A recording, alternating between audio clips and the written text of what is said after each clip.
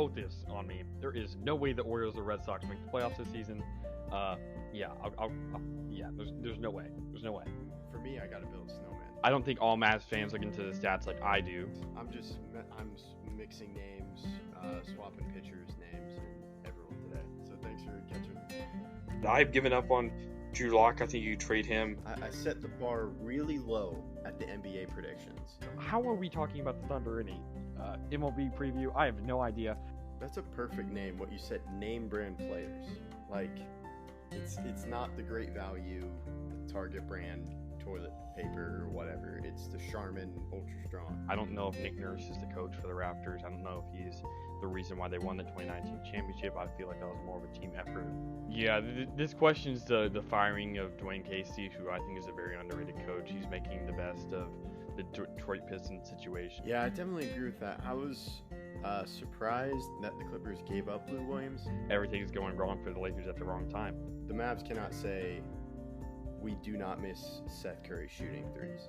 Them losing like 40 players to the Chargers who play online. I'm just gonna, and it lands to the Dolphins. I'm just gonna have to throw my hands into the air. I agree 100%, and the reason why I agree is because this is a terrible trade for the long term. To me, the Capitals really pushed all their chips for this season. So happy belated birthday to Madison Bowie. Sam Bennett's someone I really expected to be a better player. Hello, I'm Mike Grimes, and you've been listening to Outsiders Opinions with Kevin and Austin.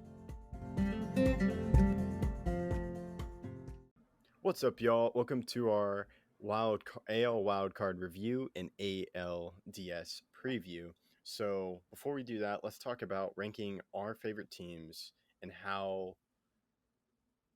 putting them into tiers of how happy we would be if they won a championship. My number one is probably going to be the Rangers. I think I would just be very emotional seeing that progress of where they started, and then once they won the championship. Then I'd probably say number two is the Mavericks because of Luka, but it wouldn't be as emotional with the Rangers because I saw them get the corner piece to that championship. And then three, I'm probably going to say Cowboys because I know them more, but it won't be as emotional. It would just be more like shock value. Like I can't believe that actually happened. And then the Stars, I haven't seen, or I haven't been old enough to see a rough patch. And I haven't really lashed on to one player yet, like I have with the Mavs and will when the Rangers. Well, I've sort of done that with the Rangers a couple of times. So those are my rankings. What are your rankings, Austin? Okay, so I think we 100% agree on this. Agree meaning same sport. I'm more of a Yankee fan than anything. It is my team that I am most passionate about, mainly because I grew up a Yankees fan. I didn't choose the Yankees. I was born a Yankee fan. And I feel like that really happens. If you're not born a Yankee fan, it's very hard to become one because so many people you either hate the Yankees or love the Yankees. There's not many people who can say, I'm fine with the Yankees. Many people love to see them lose. I know there were just as many people wanting them to win as wanting them to lose yesterday. Probably more wanting them to lose. Everybody hates that the Yankees have the most championships in all sports. And because I grew up a Yankee fan, because my grandparents are Yankees fans, and I haven't really been able to celebrate one when I was alive. Obviously, the one in 2009 when I was, but I didn't get to celebrate that. I was 7. So, yeah, I'd have to say Yankees. I would be distraught if the Yankees won in a good way. I'd just be, wow. I mean, it's been a while since any of my teams have won, and I really haven't been old enough to experience any of them. Pretty much just like you. I know the Mavs won in 2011, but you weren't really mentally there as a sports fan. And then I'd probably say my second team would be the Wizards, mainly because of the reason why you have the Rangers. I've seen the Wizards be terrible, and I want to see them perform very, very well. Next would probably be the Bruins. Because I really like to see this core get another championship before they retire. But it's really close with the Packers. I grew up a Packers fan too, with my grandmother. She's a big, big Packers fan. But the difference is kind of like with you. I know the Packers had some seasons there where they were 4-8 and weren't doing that well, but there's been very seldom times where I thought the Packers were actually a bad team. Unlike the Yankees went out in 2016, they were not good and missed the playoffs, and it wasn't really a big reason like Aaron Rodgers got hurt the entire year. That's why we went 4-8, like it was that one year with the Packers. But yeah, I think we can move on. Yeah, we can move on to highs and lows of being a diehard fan. So highs, I think, is probably a championship or when you get the player that you really want. Like for me, getting Jack Leiter was probably a high for the Rangers. Getting Luca, and then selecting probably Trevon Diggs is probably a thing that is a high, but a low is like seeing your team come so close, but they miss. So like low for the Cowboys is when we got destroyed by the Rams 3 years ago, and Yeah, then that's 2018. and then don't mention the Packers. That's a low, and then definitely playing the Clippers the past two postseasons are lows. What are your highs and lows of a diehard fan? My highs, it's pretty obvious winning a championship, but I'd also say having a favorite player and watching them succeed.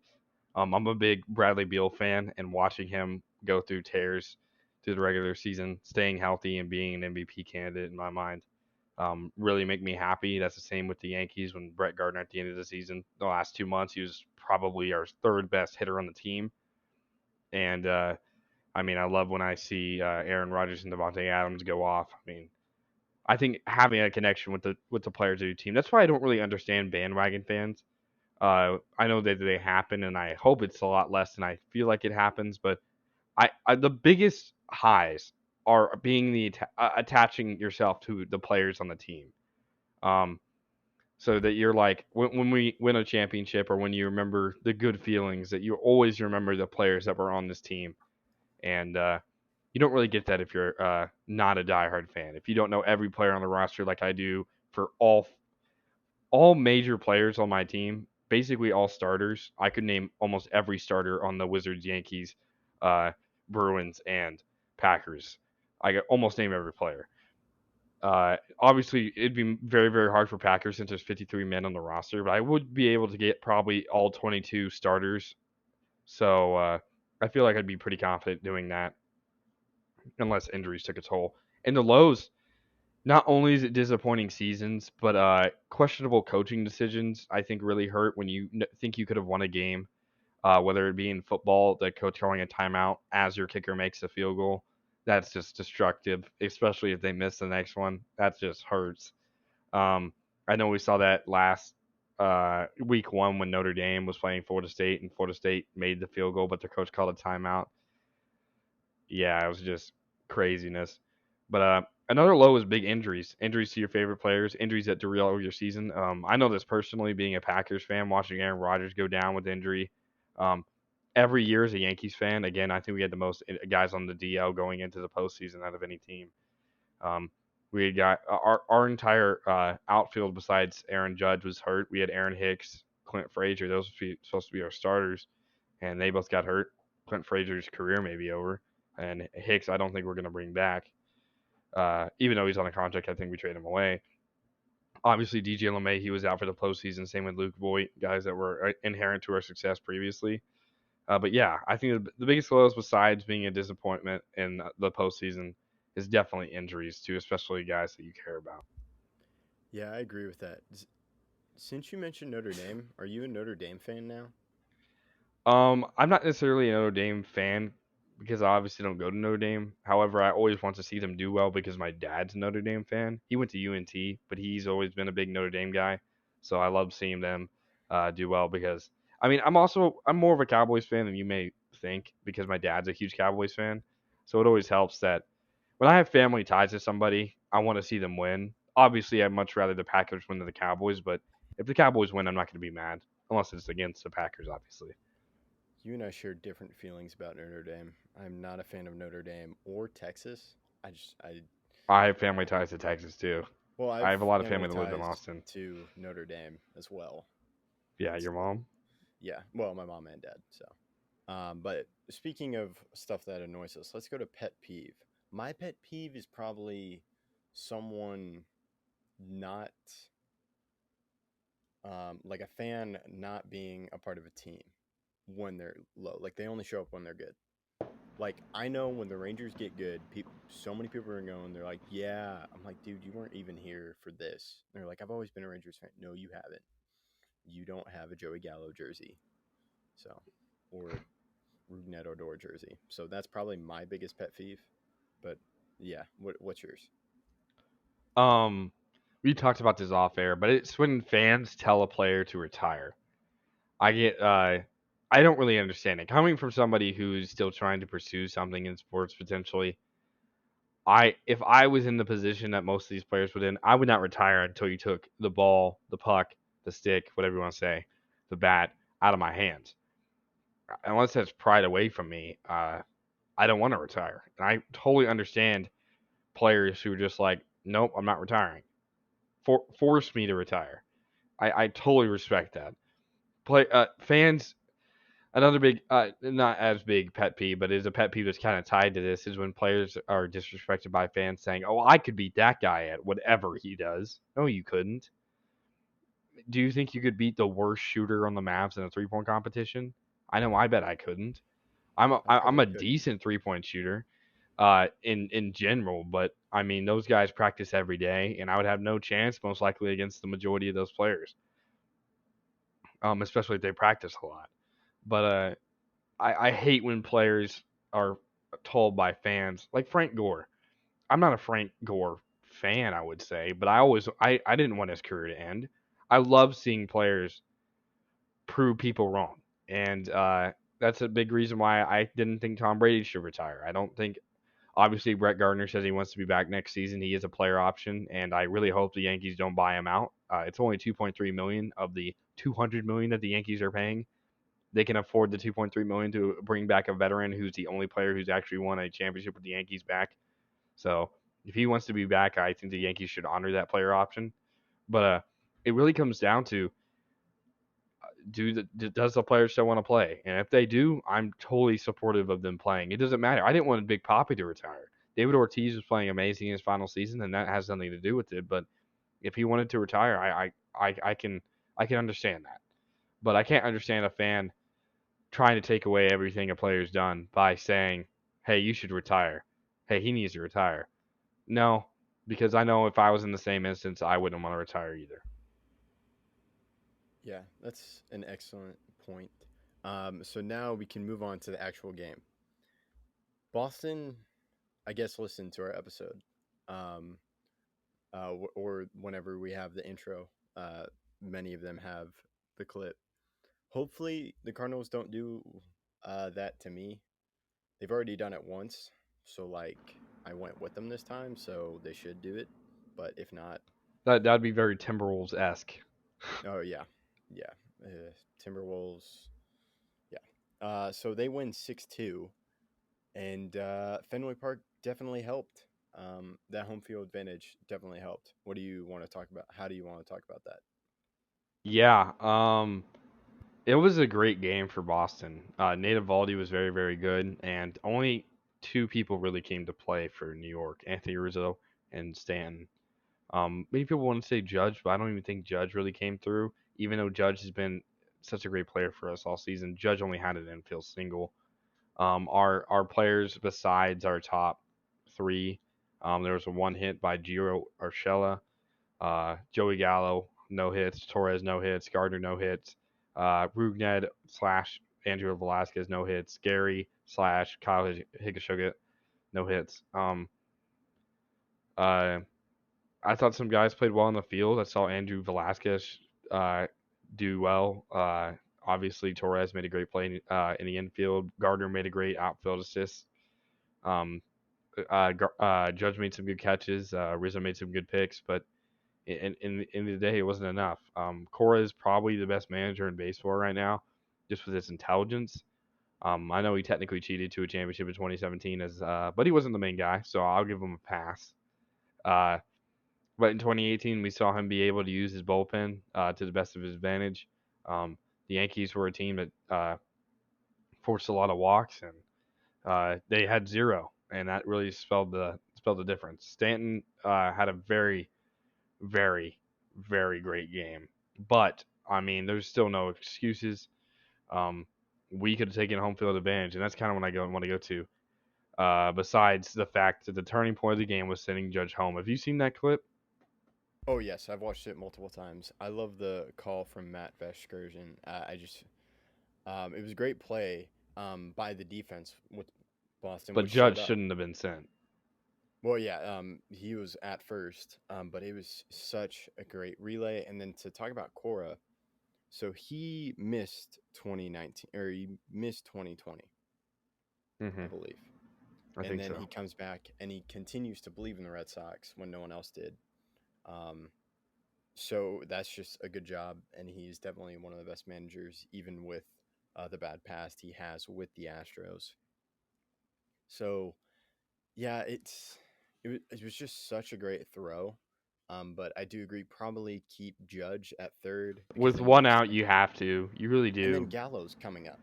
Well, I mean, Gallo's done absolutely nothing in a Yankee uniform, but you still have to have that opportunity. All Gallo has to do is put the ball in play, and then I don't think he even did that on his at bat, but the point is well, you got to give there him the was only one chance. guy on base. I think having a guy on second and third would put more pressure on the pitcher, and I think That's Joey true. That's Gallo would true. take advantage Well, of that. I 100% agree with you. The Judge shouldn't have been sent. I just don't know if Gallo should have even been batting fourth. Um, we'll get to what the Yankees do in the offseason soon, but home field advantage. Every regular season game matters, and really see this from Boston, who always they used they every game that they could have won, they won really. Um, I know they had some close games in there, but they always tried 100% to win every game. Unlike the Yankees decided not to start any of their good starters in a May series against the Detroit Tigers, and the Tigers swept us. They swept the Yankees. The Yankees win one of the games against the Tigers. If they don't get swept by the Tigers, we're playing this game in Yankee Stadium. Stanton hits 3 homers. The Yankees honestly win this game. Uh, it's awe-inspiring to me that this managerial staff consistently does not care about the regular season, and you have to. Home field advantage is something. It really is. And more than any other sport, I say baseball has the biggest home field advantage. Why? Every uh, field is not cookie cutter. They don't look the same. You know your ballpark better than anybody. You don't have when you go out for a fly ball, you don't have to look where the wall is. You know where the wall is. You played there almost your entire career for guys like Brett Gardner. Obviously, he played at old Yankee Stadium and then new Yankee Stadium, but he's been there for a long time and he knows that outfield very, very well. You also know that the short porch is there. That maybe would have helped Gallo when he hit that long fly ball. That probably would have been a homer in Yankee Stadium. I don't know. Maybe. And you have to make sure that every regular season game matters. Uh, I'm a big proponent of every season should be a try to win championship season. I know that may seem unrealistic to some people, but you just don't understand what can happen with a run. Um, I know people are trying to rebuild and all that, but you have to try to win every game. And I know that players are desperately trying to do it, but the manager has to do a better job for the Yankees, whoever that is next season. I don't necessarily know if it should be Aaron Boone, but I don't understand the argument that he's been a terrible manager. He made some good moves last night, and he was not the guy who sent Judge. Phil Nevin was, and if Nevin didn't send that, maybe we get a rally going and we end up winning the game. But again, we'll never know. A lot of kudos to Boston. This was the game that they proved me wrong. Again, I don't consider the wild card the playoffs. I don't really consider the Yankees made the playoffs, even though they did. But Boston proved me wrong. And it really wasn't Boston that proved me wrong. It was Alex Cora. He trusted his team more than anybody else. He was hunting for Kyle Schwarber in the offseason, not the offseason, trade deadline, and making the moves that were necessary to get this team over the hump. I don't think they have a good chance against the Rays because of their lack of bullpen depth, and there's no way that after using so much that they could do that in Game 1. And Tampa has a great pitching staff, especially their bullpen. So I don't know how far they make it, but kudos to them. I'm not a Yankee fan that just hates Boston to hate Boston. I hate Boston because of some of their players, but I have a lot of respect for Boston. I loved David Ortiz, class act of a person. Dustin Pedroia was a little bit of a questionable character, but I love that his loyalty. And they had some great players in their time, and obviously have shared pinstripes and the Red Sox colors, like Nathan Eovaldi. Um, I'm always going to have a little distaste when the Red Sox win, but again, as long as the Astros don't win, I'll be fine with the result. The Red Sox, and whenever the Yankees and Red Sox have faced each other the last 3 times, Red Sox have won. Because you have this wild card game, then there's the wild card game in Well, there's no 2018. wild card game that we played against them. Okay, This then is it the was first the wild card game. series What in you're thinking 2018. of is the 2018 ALDS. And then the series before that, I believe, was in 2004 when the Yankees blew the 3-0 lead. But again, Yankees have to take advantage of regular season. And if Boone's brought back, I'd bring him back on a 1-year deal and say, hey, it's ALCS or you're fired. The Yankees have way too much history of winning, and that's part of the reason why I love them so much, because they don't take losing as an answer. And that's really how I feel as a person with all my teams. Losing is not an answer. I hate tanking. I hate trying to get higher draft picks. I don't care. Win with what you have. And there's teams like Boston that are doing that. Boston was playing to tank. They were they're not gonna make the playoffs, they should just tank. No, you shouldn't. You never know what's gonna happen with your roster, and a good manager can get the best out of any player. So I'm excited for the next Yankee season. I wouldn't say depressed, but I'm very, very disappointed in the season that the Yankees had. But again, it's on to next year. I hope Brett Gardner's back. I hope Anthony Rizzo's back. I don't think we bring back Gallo. I think we trade Hicks. But let's go to the future of the Yankees. What do you think the Yankees need to do to make this team a World Series contender, uh, and really a World Series favorite? Well, you're probably not going to like my answer, but for Gallo, he has one more season with the Yankees. This isn't his contract year is next season, not this Yeah, season. yeah. Well, I'd say we trade him. I don't think you trade him. I know what your answer is because we've mentioned I'm it probably before. going to You think say we trade trade Stanton? because I Here's the think reason you why have we don't to. trade No, Stanton. wait. Let me finish my point. I want y'all need to totally change your lineup because ever since 2017 when Cashman traded for Stanton, it's either home run 2018. or nothing. 2018. It's home run or nothing. That it can work in the regular season, but it has not worked in the playoffs.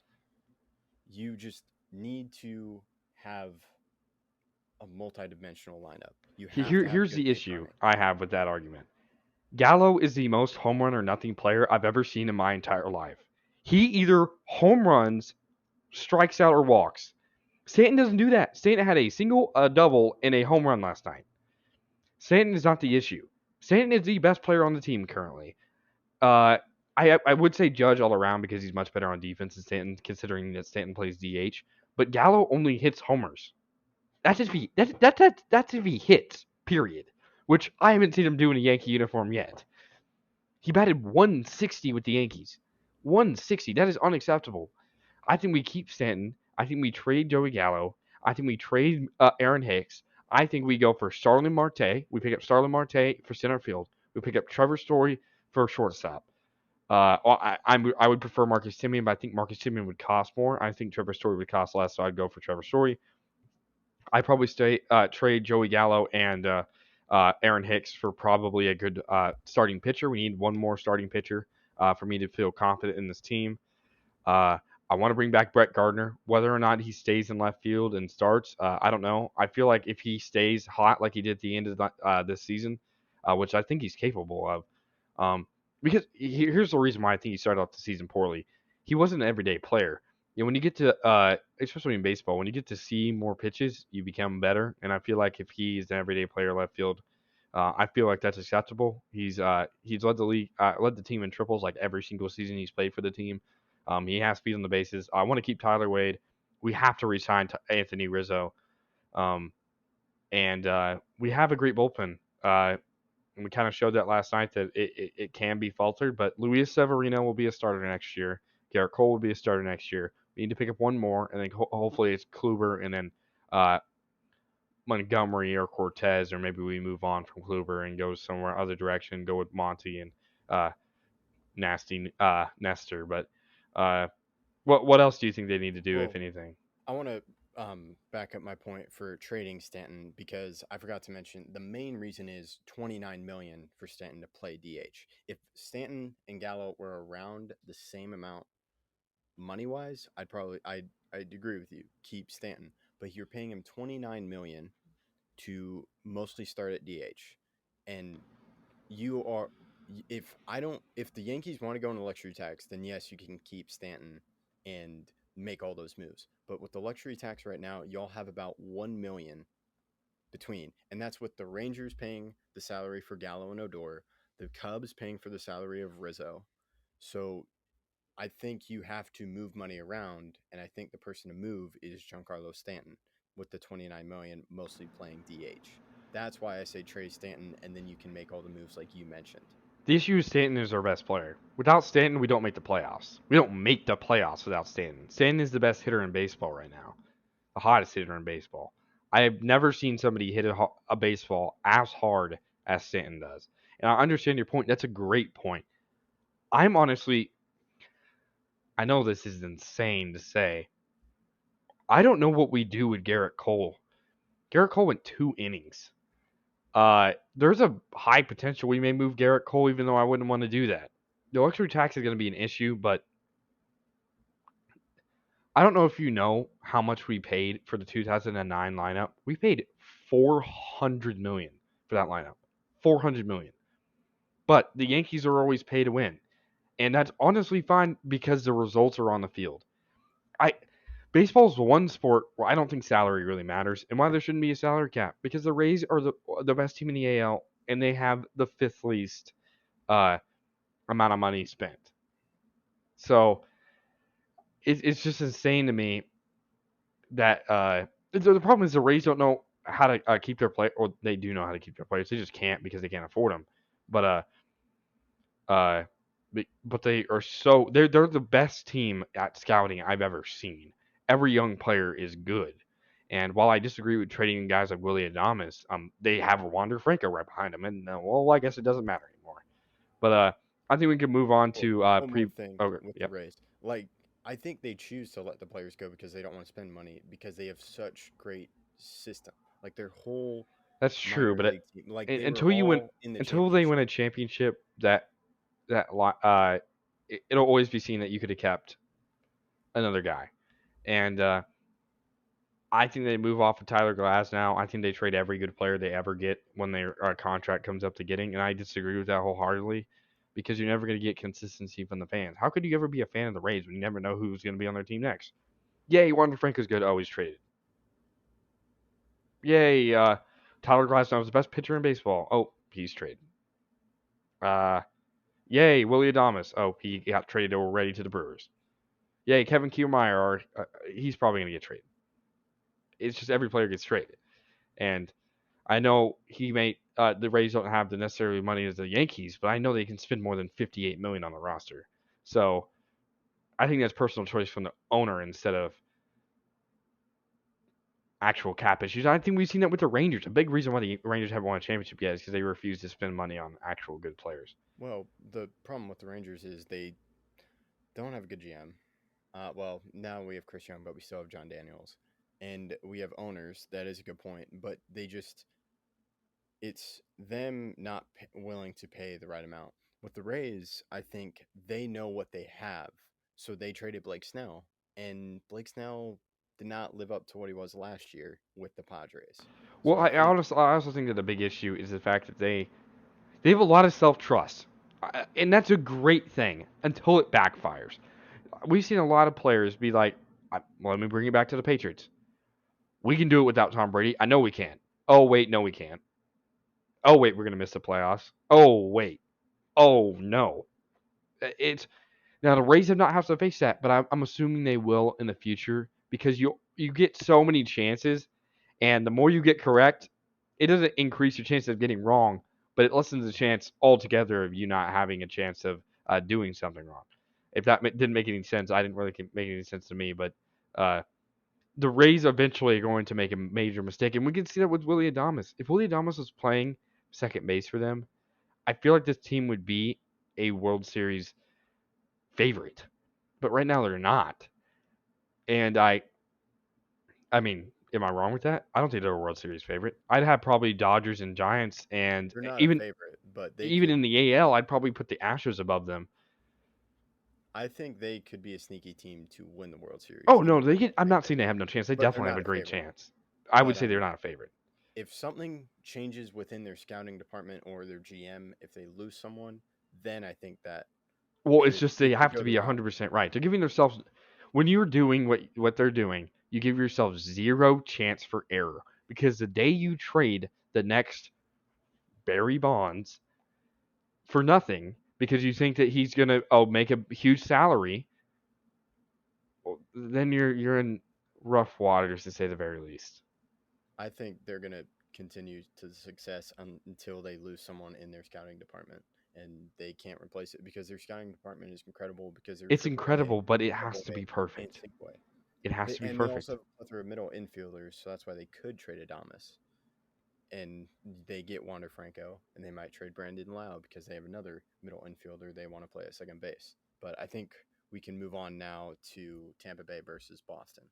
I think Boston, a good thing with Nathan Eovaldi going deep into the game is that Chris Sale can play, and then hopefully JD Martinez comes back, and that can help Boston.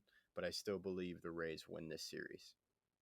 Yeah, I don't give Boston much of a chance because of their bullpen. For one game, you could really do anything. If this was football, they could have go really far.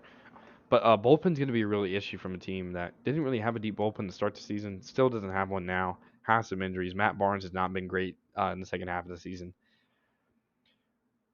Let me give you the keys to victory for Boston. Their starters go at least 7 innings almost every game. If you can do that, they can win the series. And again, you only have to win 3, but you have to. Every game's a must win. Every game. And the people who don't see every game, even in the regular season, as a must win, are the reason why a lot of teams don't make the playoffs that had the roster that could, but they're just like, well, this is a must win. Let's rest everybody. No, it's a must win. Every game's a must win. Unless you've clinched a top seed, every game is a must win. And even then, you're still trying to prepare for the playoffs, which we saw the Rays doing. That's why they beat the Yankees 2 out of 3 times in New York, when the Yankees definitely could have taken that first game and didn't. But yeah, well, I think we can move on to the next series, Chicago versus Houston. This is going to be a really good series, but I think Houston has the edge, not only because of their experience, but because of their starting pitching. While Lance Lynn and Carlos Rodon and Giolito have really struggled to end off the year. What are your thoughts? I'm still going with Chicago, and they just named Lance Lynn to be the starter for Game 1. I believe in Giolito and Rodon.